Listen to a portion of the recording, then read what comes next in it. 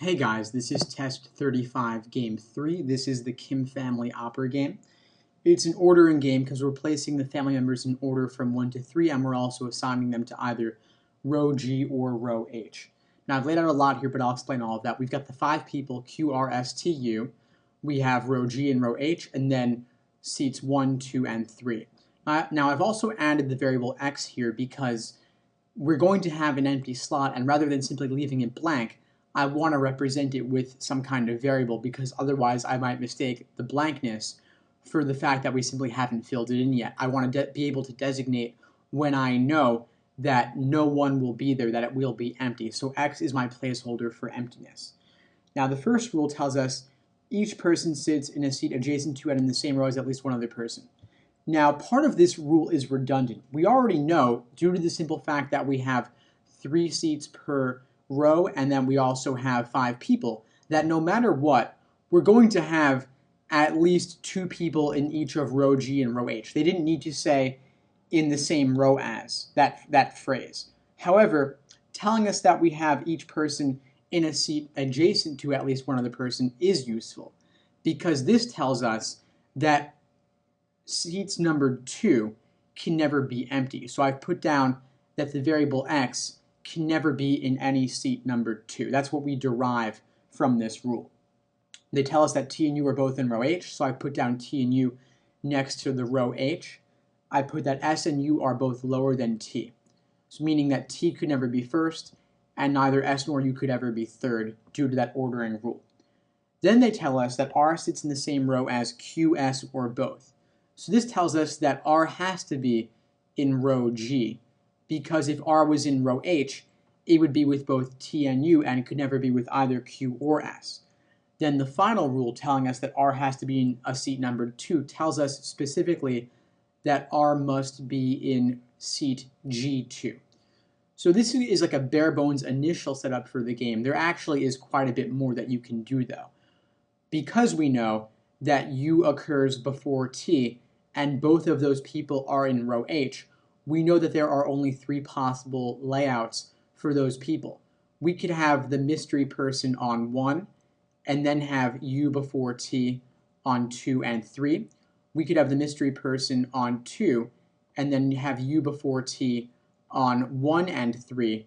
Or we could have the mystery person on 3 and then have U before T on 1 and 2. So whenever you have one person occurring before another, within a set of 3 slots, you know that there are only 3 possible layouts for those people because there are only 3 slots.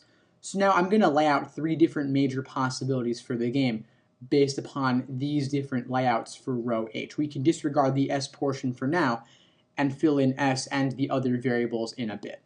So here we have the 3 different main diagrams based on the placement of U before T within row H. So here's UT on 2, 3 with the mystery thing on 1, the mystery thing on 2, and the mystery thing on 3 in that third diagram.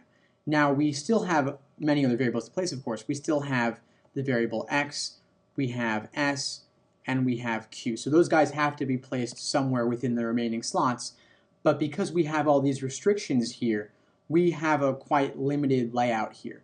We know that in row the seats numbered 3, S cannot go there. Therefore, for each of those spaces, we're going to have either Q or X. So I'm going to put down Q slash X in those remaining slots. And of course, in the third diagram, it's Q slash X and X slash Q for both row G and row H.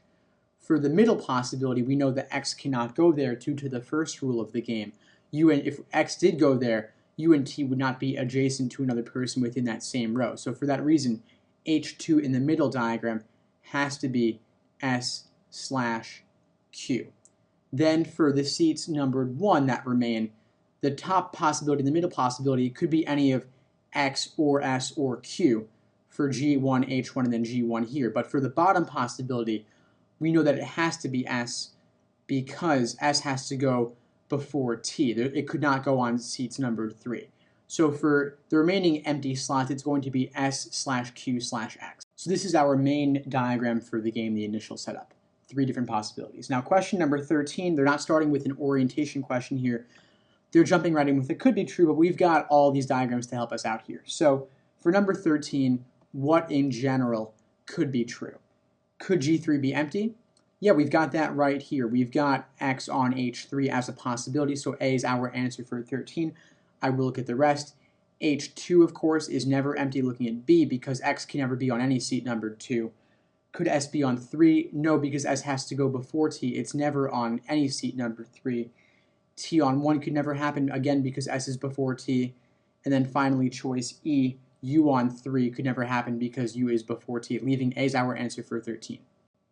Next, number 14, general could be true question. Once again, run through the main diagrams. Could R be in row H? No, R is always in row G because it must be with either one of Q, S, or both. And if it was in row H, remember, it would have to be with U and T, neither Q nor S. So for that reason, A is impossible and gone. B, could S be in row H? Yes, we see that. S could be in H on the top diagram, H1. It could be on H2 in the middle diagram, and it could be on only G in the bottom diagram, so that's irrelevant, but we do still see two good possibilities here proving B for 14, so B is our answer. I will look at the rest though. Q could never be touching S in the same row. You see that there's only maybe one of the two in row H, and on row G they're separated by R in the top possibility.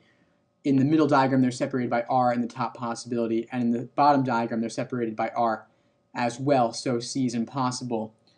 R in the same row as and touching T. R and T never touch because T is always in row H and R is always in row G, so they will never be adjacent, and D is eliminated. Then looking at E, R and U, again, U is always in row H, R is always in row G, so they will never be adjacent for that reason, and B is our answer for 14. Next, number 15, if T sits in a seat numbered 2. So we have that right here only in the bottom diagram. Only there do we have T on 2. The others, T specifically on 3. So the bottom diagram is the only one that's relevant here. The others are not. So what could be false? Meaning 4 of these choices must be true. So we find the 4 that must be true, eliminate them, and whatever remains will be our answer for 15. So could Q be in a seat numbered 3? Yes, in fact, it must. It must be true that Q is in a seat number 3, so because it's a must be true, we eliminate A. Must U would be in a seat number 1? Yeah, U is on H1 here, so B is gone. Must Q be in the same row as and touching R? It could happen if Q was on G3, but Q could also be on H3, in which case they would not be adjacent. So for that reason, C is not a must and is our answer for 15. I will look at D and E though. R and S touching in the same row. Yes, that's a must on G1 and G2. They are touching it in the same row. D's gone. And then T and U are touching it in the same row for H1 and H2 right there. So E's gone, leaving C if you didn't get it before. 16. What's in general all the places that could be a seat that is empty? So of course, anything with 2 in it is automatically gone because we see that X could never be in 2. Unfortunately, none of the choices here mentions 2, so that's not going to help us. But we do see X is on G1 and H1. We do see X on G3. And then on the bottom diagram, we see X on H3. So G1, G3, H1, and then H3 in the bottom possibility. So all of those are places that could be empty. So choice E is the most comprehensive, listing all 4 of those, and is our answer for 16. 17, they're asking us for a list of anyone who could sit in H2 ever. So we've got U in H2 in the top possibility, S/Q in H2 in the middle, and T in H2 in the bottom. So our list is going to be all 4 of those people. Choice E lists all 4, so E is our answer for 17.